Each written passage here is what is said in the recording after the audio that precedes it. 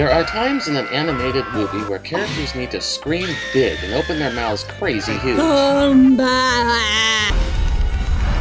But in stop motion, replacement mouths on a rigid jaw don't give that much range. So even if the rest of the head is baked clay, a soft clay mouth lets you go nuts. Here's a tutorial on doing just that. This guy, who looks like Batman, but really isn't for copyright reasons, is about to eat a worm on a dare. Pretty stupid for Batman, but he's not really Batman, right? Still, don't try this at home, it's just gross. Regardless, he's going to need some big mouth shapes to get through this ordeal. His body is made of clay on the ball and socket armature, but a wire armature would work here as well. The head is baked super sculpty, including the eyeballs. Pupils are discs punched out of colored photo paper. Brows are clay so they can show expression. I know it's impossible for his brows to move the skin of the mask, but did you know there was a cartoon where C-3PO blinked? So there. Anyway, I just handled black clay before working with a lighter color, so wipes are my friend when doing clay animation.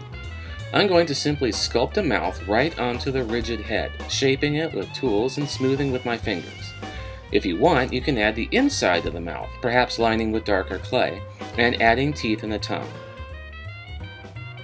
Let's add lids though, so he doesn't look so freaked out. At this point, the mouth can be adjusted or completely reshaped. Here I'm just closing it some more. Or you may need to completely erase it and start over.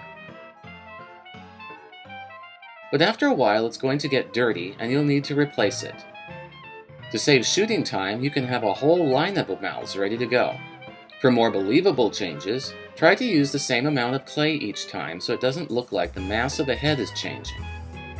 I'm animating at 2s at 24 frames per second, which is the same as setting the software for 12 frames per second. So the guy who looks like Batman but isn't really Batman is having trouble eating the worm. So let's see how to smoothly animate between two very different mouth shapes. In this case, from a wide mouth to a pucker. The mouth is attached and smoothed out. First, I'm going to animate and ease out into a hold so we can see the big expression before the change.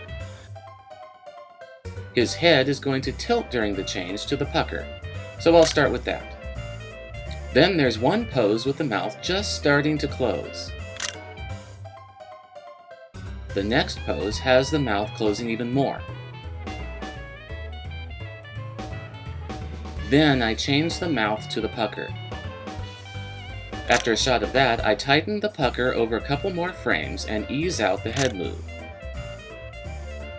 So even though it's a big change when I swap out the mouths, it's smoothed over by easing in and out of the mouth shapes.